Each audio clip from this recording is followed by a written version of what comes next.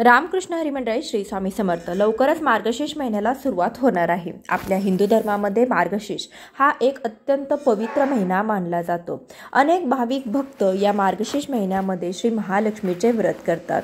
हे महालक्ष्मीचे व्रत घरामध्ये सुख, समृद्धी, शांती, ऐश्वर्य मिळावे म्हणून, तसेच श्री महालक्ष्मीची कृपा आपल्यावर नेहमी असावी, लक्ष्मीचा वास आपल्या घरात कायम असावा यासाठी हे व्रत केलं जातं. तर आता काही दिवसातच मार्गशीर्ष महिना सुरू होतोय. आजच्या व्हिडिओमध्ये मी तुम्हाला मार्गशीर्ष महिना कधीपासून सुरू होणार आहे, यावर्षी एकूण किती गुरुवार असणार आहेत, पहिला गुरुवार नेमका कधी आहे, पूजा आपल्याला नेमकी कोणत्या वेळेत करायची आहे, व्रताचं उद्यापन कधी करायचं आहे, व्रताचे काय नियम असणार आहेत की जरी तुम्ही या नियमांचं पालन केलं तर तुम्ही केलेल्या व्रताचं संपूर्ण फळ तुम्हाला मिळू शकेल, अशी संपूर्ण माहिती आपण आजच्या या व्हिडिओमध्ये पाहणार आहोत. त्यामुळे हा व्हिडिओ शेवटपर्यंत नक्की पहा आणि चॅनलवरती नवीन असाल तर सबस्क्राईब करा. व्हिडिओला एक लाईक करून कमेंटमध्ये जय महालक्ष्मी असं नक्की लिहा. श्रावण महिन्याप्रमाणेच मार्गशीर्ष महिना सुद्धा अत्यंत पवित्र समजला जातो, कारण की या महिन्यामध्ये साक्षात श्री महालक्ष्मी आपल्या घरामध्ये विराजमान होत असते आणि ही लक्ष्मी आपल्या घरामध्ये कायम टिकून राहावी, पैसा, शांती, सुख, समाधान घरात नांदावे म्हणून अनेक जण मार्गशीर्ष गुरुवारचं व्रत अत्यंत मनोभावे करत असतात. मार्गशीर्ष महिन्यामध्ये दर गुरुवारी हे व्रत केलं जातं.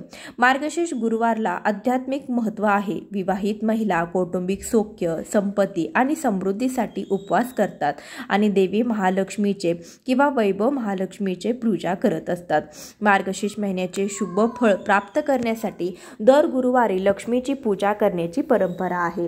मार्गशीर्ष गुरुवारी व्रत करून लक्ष्मी आणि भगवान विष्णूंची पूजा केल्यानं भक्तांना लक्ष्मी नारायणाची कृपा प्राप्त होते. मार्गशीर्ष महिना हा अत्यंत शुभ मानला जातो. या महिन्यात केली जाणारी लक्ष्मी आणि भगवान विष्णू यांची पूजा विशेष फलदायी ठरत असते.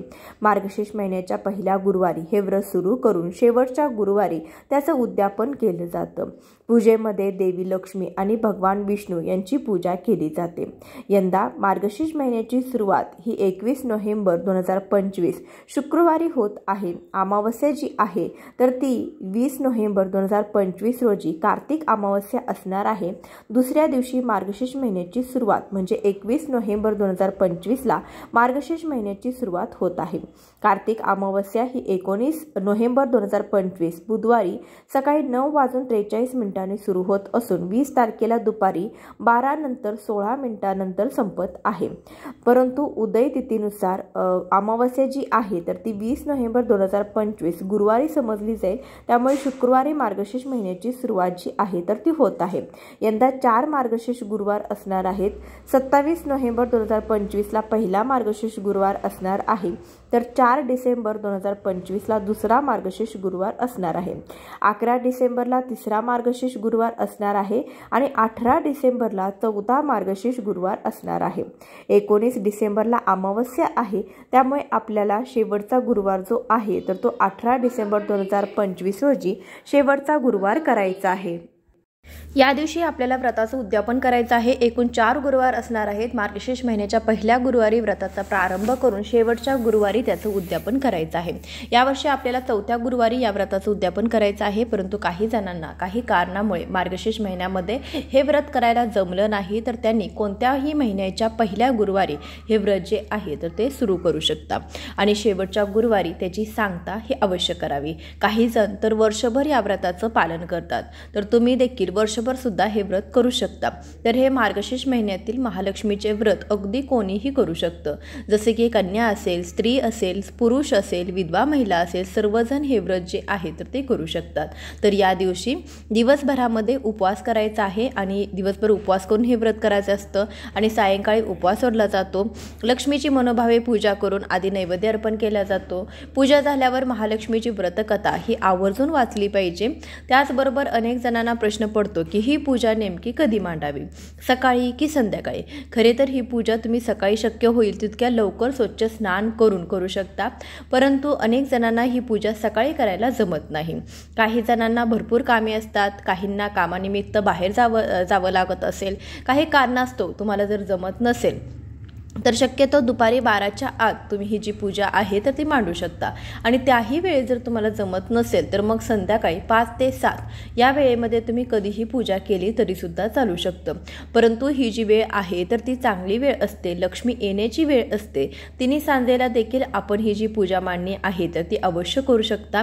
परंतु पूजा मांडणी ही आपल्याला करायचीच आहे, परंतु भर उन्हामध्ये दुपारी 1-2 वाजता आपण ही पूजा करू नये. शक्यतो सकाळी आणि किंवा संध्याकाळी तुम्ही ही पूजा केली तर अतिउत्तम राहील. जर या दोन्ही वेळेमध्ये जमणारच नसेल तर मग दिवसभरामध्ये तुम्ही तुमच्या सवडीनुसार ही पूजा जी आहे तर ती मांडू शकता. परंतु दिवसभरातील एखादी वेळ सुद्धा खूप शुभ असते, जसे की सकाळची वेळ असेल तर ती शुद्ध, सात्विक आणि प्रसन्न असते. त्यामुळे जमलं तर सकाळी लवकर करावी किंवा सायंकाळची वेळ सुद्धा लक्ष्मी येण्याची वेळ असते, प्रसन्न वातावरण असतं, तेव्हा सुद्धा तुम्ही ही पूजा मांडणी जी आहे तर ती सायंकाळी मांडू शकता. अशा छान प्रसन्न वातावरणात आपण महालक्ष्मीचे आगमन आपल्या घरामध्ये केलं तर लक्ष्मी आपल्यावरती नक्कीच प्रसन्न होईल. आता आपण या मार्गशीर्ष व्रताबद्दल थोडीफार माहिती पाहिली, परंतु या व्रताचे देखील काही छोटे छोटे नियम आहेत ते सुद्धा आपण पाहिले आणि योग्यरित्या आणि व्यवस्थित या व्रताच्या नियमांचं पालन केलं तर आपण केलेल्या या व्रताचं संपूर्ण फळ आपल्याला मिळत असतं. त्यामुळे या नियमांचं पालन अवश्य करा. जर तुम्ही हे मार्गशीर्ष महिन्यातील गुरुवारचे व्रत करणार असाल तर प्रत्येक गुरुवारी आपल्याला सकाळी लवकर उठायचं आहे, स्वच्छ स्नान करायचं आहे, शुद्ध अंतकरणाने आणि अगदी मनोभावे श्रद्धा ठेवून आपल्याला ही जी पूजा आहे तर ती करायची आहे. या दिवशी दिवसभरामध्ये उपवास करायचा आहे. सायंकाळी देवीला नैवेद्य दाखवून रात्री आपण भोजन करून हा उपवास सोडायचा आहे. आणि एखाद्या गुरुवारी जर तुम्हाला काही अडचण आली, कोणत्याही प्रकारची अडचण असो, मासिक धर्म असो, सुतक असो, तर गुरुवारची पूजा तुम्हाला करता आली नाही तर अशा वेळी आपण फक्त उपवास करायचा आहे. जमला तर तुम्ही घरातील कोण्या एकांकडून व्यक्तींकडून पूजा करून घेऊ शकता. जर मासिक धर्म असेल तर तुम्ही करून घेऊ शकता. जर बाहेरगावी असाल तर नाही तुम्ही पूजा मांडणी केली, फक्त उपवास केला तरी सुद्धा चालतं. सुतक जर असेल तर पूजा मांडणी करायची नाही, फक्त आपल्याला उपवास करायचा आहे. तर फक्त उपवास करावा. कहाणी मात्र स्वतः वाचायची आहे किंवा ऐकायची आहे. कहाणी वाचताना आपल्याला घरातील सर्व सदस्यांनी एकत्र बसून ही कहाणी ऐकावी किंवा तुम्ही शेजाऱ्यांना सुद्धा निमंत्रण देऊ शकता. आणि संध्याकाळी गाईला पूजा करून गाईला देखील नैवेद्य आपल्याला दाखवायचा आहे. तर बघा, जेव्हा तुम्हाला मासिक धर्म असेल तर त्यावेळेस तुम्हाला जी पूजाची आपण जी कथा वाचतो तर ती कथा तुम्हाला वाचायची नाही, तुम्ही मोबाईलवरती वगैरे ऐकून घेऊ शकता किंवा इतर कोणाकडून तुम्ही वाचून घेऊ शकता. परंतु मासिक धर्मामध्ये सुतकामध्ये आपल्याला ही जी कथा आहे तर ती वाचायची नाही. इतर वेळेमध्ये तुम्ही बाहेरगावी असाल तरी देखील तिथे बसून देखील तुम्ही ही कथा वाचली तरी सुद्धा चालेल.